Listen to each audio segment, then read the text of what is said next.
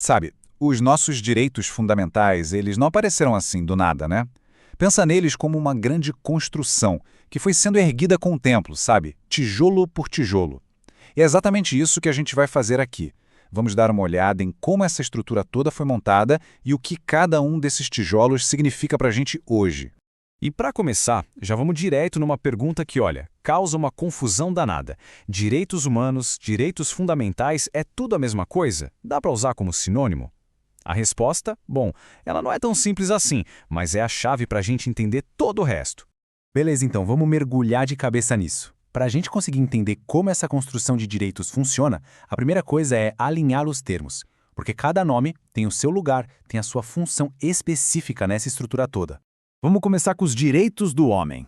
Pensa neles como a semente de tudo, a ideia filosófica por trás. São aqueles direitos que a gente acredita que todo mundo tem, não importa onde, não importa quando, simplesmente por ser uma pessoa. Sabe? Eles nem precisam estar escritos numa lei ou numa constituição. É a base, o conceito do direito natural. Ok, agora, o que acontece quando um país pega essas ideias filosóficas e, puf, coloca no papel? Quando eles são escritos na Constituição, com proteção da lei e tudo, aí sim eles viram os direitos fundamentais. É como se a ideia abstrata ganhasse corpo, se tornasse algo concreto dentro das leis de uma nação. E fechando esse trio, temos os direitos humanos. Essa expressão hoje em dia a gente usa mais especificamente para falar daqueles direitos que são protegidos por tratados, por acordos internacionais entre vários países.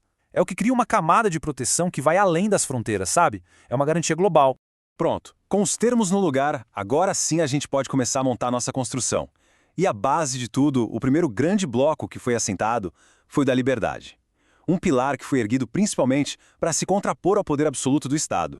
E não tem erro, né? O valor central, o coração, a viga mestra desse primeiro andar da construção é a liberdade. É sobre a liberdade de não ter o governo se metendo onde não é chamado, sabe? Na vida privada, nas escolhas de cada um.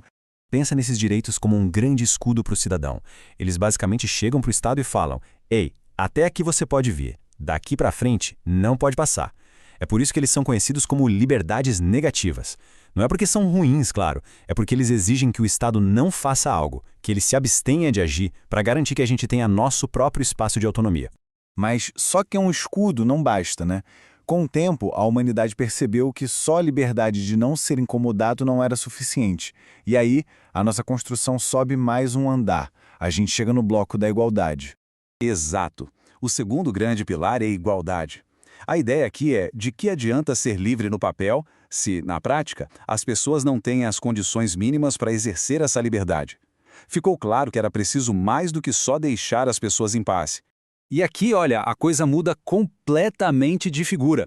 Esses direitos viram o jogo. Eles exigem que o Estado faça alguma coisa, que ele haja. Por isso são chamados de liberdades positivas. Eles obrigam o Estado a criar e manter serviços como saúde e educação para garantir que todo mundo tenha um mínimo de bem-estar social e possa, de fato, ser livre.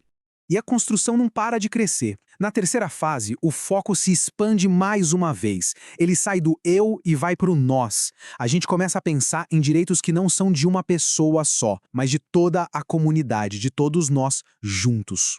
Isso mesmo. Esse bloco é todo sobre fraternidade, sobre solidariedade.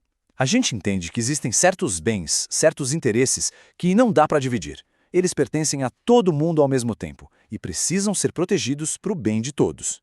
São os famosos direitos transindividuais, ou seja, eles vão além do indivíduo.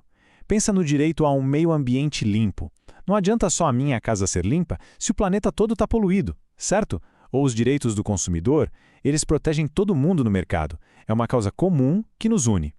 E olha que genial essa imagem. Ela mostra direitinho como as peças se encaixam. Liberdade, igualdade, fraternidade. As 3 primeiras gerações de direitos formam a base do que a gente tem hoje e elas seguem, olha só, exatamente o lema da Revolução Francesa. Uma coisa se conecta com a outra, perfeitamente. Mas aí fica a pergunta, será que a obra acabou? A gente colocou o último tijolo? A evolução dos direitos parou por aí? A resposta, claro, é um grande não.